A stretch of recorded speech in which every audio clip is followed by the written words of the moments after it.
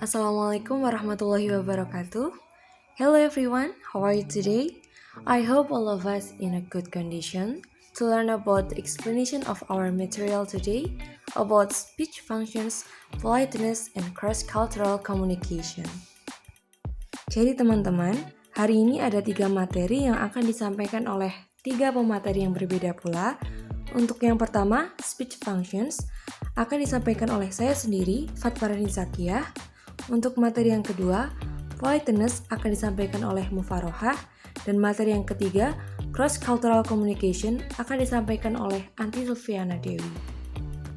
Mari kita menuju ke materi yang pertama, yaitu speech functions. Nah, teman-teman, bisa kalian perhatikan contoh yang satu ini? Dalam materi sebelumnya, kita telah dijelaskan bahwa faktor sosial mempengaruhi cara kita dalam berbicara. Contohnya seperti kita berbicara dengan orang tua, dengan teman, guru, maupun yang lainnya. Nah, di contoh yang pertama ini terjadi percakapan antara seorang bos dan seorang sekretaris yang mana menunjukkan fungsi afektif atau sosial dan fungsi referensial atau informatif. Keduanya saling membangun hubungan yang baik. Lalu, ada pertukaran yang kemudian beralih menjadi lebih berorientasi pada informasi atau fungsi referensial. Walaupun seperti itu, fungsi sosial untuk membangun tingkat hubungan antara bos dan sekretaris dalam hal rasa hormat masih sesuai dan masih relevan dalam contoh pertama ini. Di sini ada beberapa cara untuk mengkategorikan the function of speech. Yang pertama ada expressive utterances. Di sini, expressive utterances mengungkapkan perasaan pembicara. Seperti contohnya, I'm feeling great today. Saya merasa hebat hari ini. Nah, pembicara mengekspresikan perasaannya melalui ucapannya. Nah, di sini ada directive utterances, di mana directive utterances ini merupakan ucapan yang berusaha untuk membuat seseorang melakukan sesuatu. Istilahnya sih seperti perintah. Jadi, seperti yang kita lihat contohnya, clear the table, bersihkan mejanya. Kita bisa membuat orang untuk melakukan sesuatu. Apa yang kita perintahkan untuk orang tersebut. Untuk yang ketiga ada referential utterances. Referential utterances ini merupakan ucapan yang memberikan informasi. Seperti yang dicontohkan, at the short stroke, it will be 3 o'clock precisely. Pada pukulan yang ketiga, akan tepat pukul 3. Kalimat ini memberikan informasi bahwa pada pukulan ketiga akan tepat pukul 3. Seperti itu. Untuk yang selanjutnya ada fungsi metalinguistic utterances. Nah, metalinguistic utterances ini merupakan ucapan yang mengomentari suatu bahasa. Misalnya, hegemony is not a common word. Dalam kalimat ini mengartikan bahwa hegemoni bukanlah kata yang umum. Dengan fungsi ini, kita berarti telah berkomentar bahwa hegemoni bukanlah kata yang umum. Seperti itu. Yang kelima di sini ada poetic utterances. Nah, poetic utterances ini berfokus pada fitur estetika bahasa. Contohnya seperti poem, an ear-catching motto, a rhyme. Nah, di sini ada contoh dari tongue twist yang mungkin bisa kalian coba sendiri untuk mempraktekkannya. Silakan mencoba. Yang terakhir ada pathetic utterances. Di sini, pathetic utterances mengungkapkan tentang solidaritas dan empati dengan orang lain. Misalnya, Hi, how are you? Lovely day, isn't it? Nah, kita memberikan perhatian kepada orang dengan cara menyapa, dengan cara memperhatikan cuaca, atau dengan cara yang lainnya. Seperti itu. Nah, perlu kita ingat juga bahwa dalam sebuah ucapan bisa saja mengandung lebih dari satu fungsi, yang mana bisa mengekspresikan berbagai hal. Contohnya bisa kita lihat pada kalimat peringatan berikut. Terkadang kalimat peringatan tersebut bisa menjadi ambigu untuk menarik perhatian orang-orang. Selanjutnya, mari kita lihat beberapa contoh di bawah ini. Nah, di sini ada contoh dari imperatif, interrogatif, dan juga deklaratif. contoh-contoh tersebut masuk dalam directives. Di sini, directive, ucapan yang kita ekspresikan memiliki kekuatan pengarah yang bervariasi. Order dan command yang merupakan perintah umumnya dinyatakan dalam bentuk imperatif. Sedangkan bentuk yang lebih sopan untuk membuat orang melakukan sesuatu dalam bahasa Inggris cenderung menggunakan interrogatif dan deklaratif. Hal-hal tersebut juga dipengaruhi oleh beberapa faktor. Berikut adalah beberapa faktor yang menentukan kita dalam memilih bentuk arahan yang tepat, yaitu jarak sosial, status relatif, dan juga formalitas konteks yang biasanya relevan. Seperti yang kita lihat di antara dua contoh ini, masing-masing contoh ini dipengaruhi oleh faktor-faktor sosial yang ada. Untuk contoh yang pertama, merupakan kalimat direktif yang terjadi di dalam keluarga. Dan untuk contoh yang kedua, merupakan kalimat direktif yang diucapkan oleh guru terhadap murid.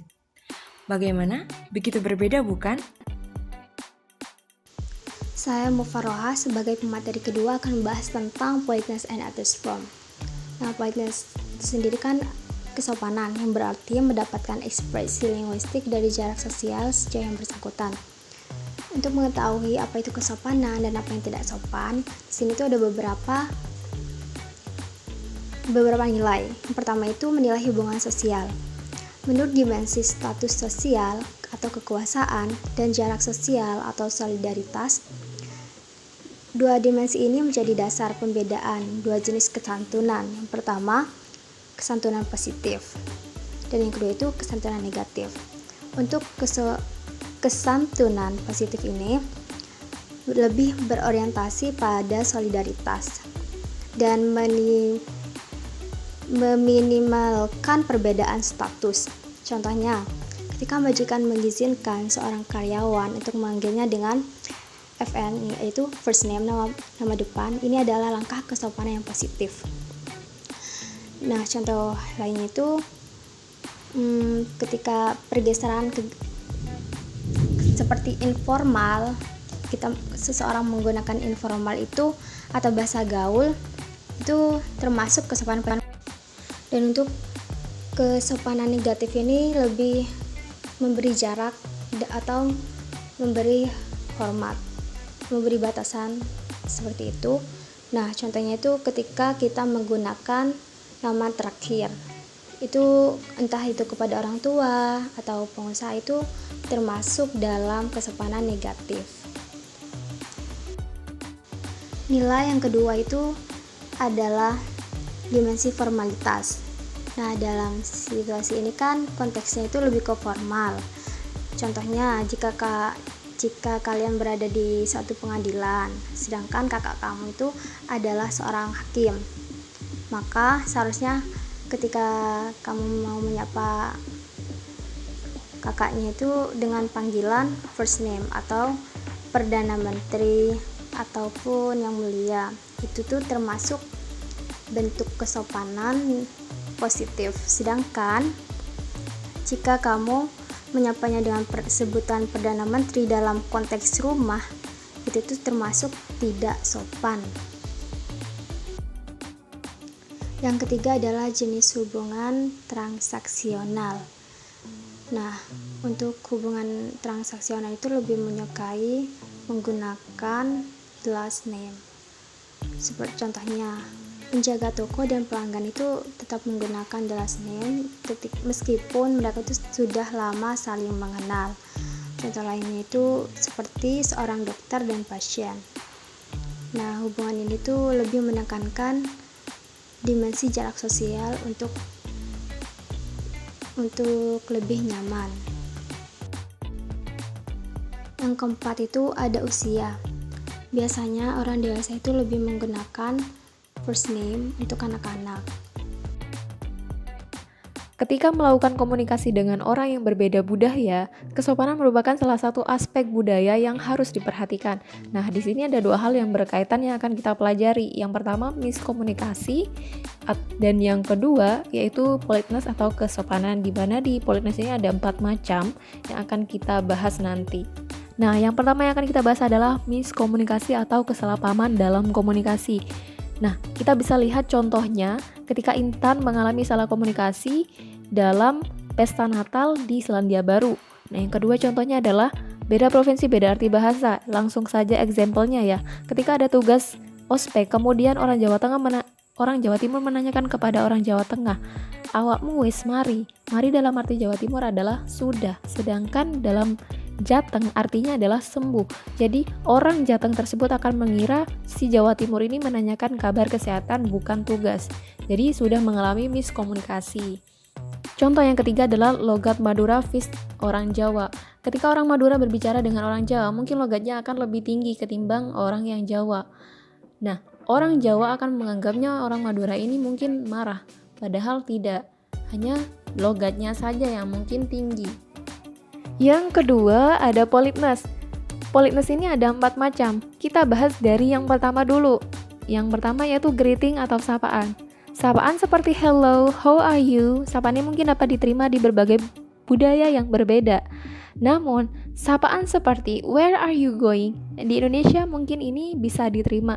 Tapi di Eropa, sapaan ini dianggap berlebihan atau sok tahu. Nah, lanjut. Yang kedua, saat menerima atau menolak tawaran. Di Eropa mungkin bisa langsung saja mengatakan iya atau tidak. Namun, di Arab, menerima sesuatu di tawaran pertama itu tidak sopan. Terimalah pada tawaran ketiga atau lainnya. Begitupun di Indonesia. Contohnya ketika orang bertamu nih, si tuan rumah mengatakan, mau dibikinin minuman? Kemudian si tamu menjawab, tidak, terima kasih. Kemudian tuan rumah menanyakan kembali, saya bikin kopi ya. Si tamu menjawab, tidak perlu repot-repot. Nah, si tuan rumah tetap menanyakan untuk ketiga kalinya, tidak repot kok, bagaimana? Kemudian si tamu menjawab, baiklah, tidak apa-apa. Di Indonesia sulit mengatakan iya, namun bukan berarti tidak. Yang ketiga yaitu sistem alamat atau penanda hubungan. Contohnya, di luar negeri orang yang saling mengenal akan menggunakan nama depan, sedangkan orang yang tidak saling mengenal maka akan memanggil namanya di nama akhir atau nama keluarga ataupun juga nama gelar. Sedangkan di Indonesia ada 7 macam. Kita bisa lihat di sini di sampingnya. Nah, jadi di Indonesia ini lebih banyak sistem alamatnya. Kita bisa menentukan sapaan yang tepat dengan cara mempertimbangkannya, baik dari umur, tua mudanya, kelamin, wanita prianya, status sosial, dan situasi, dekat atau tidaknya. Yang terakhir adalah dari segi nasihat. Menjaga keharmonisan sangat penting. Di budaya Jerman, menasihati depan publik bisa diterima, tapi di budaya Thailand ini dianggap menghina. Contohnya, seorang bos dari Jerman menegur sekretarisnya yang dari Thailand karena terlambat.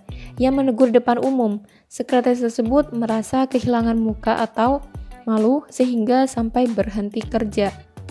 Jadi, saat hendak berbicara dengan orang lain dari budaya yang berbeda untuk menghindari kesalahpahaman, seseorang harus mengikuti prinsip kesopanan dari budaya tersebut. Nah, itu tadi merupakan penjelasan singkat mengenai speech functions, politeness, and cross-cultural communication. Semangat belajar, semoga kita bisa saling memahami satu sama lain. Terima kasih. Wassalamualaikum warahmatullahi wabarakatuh.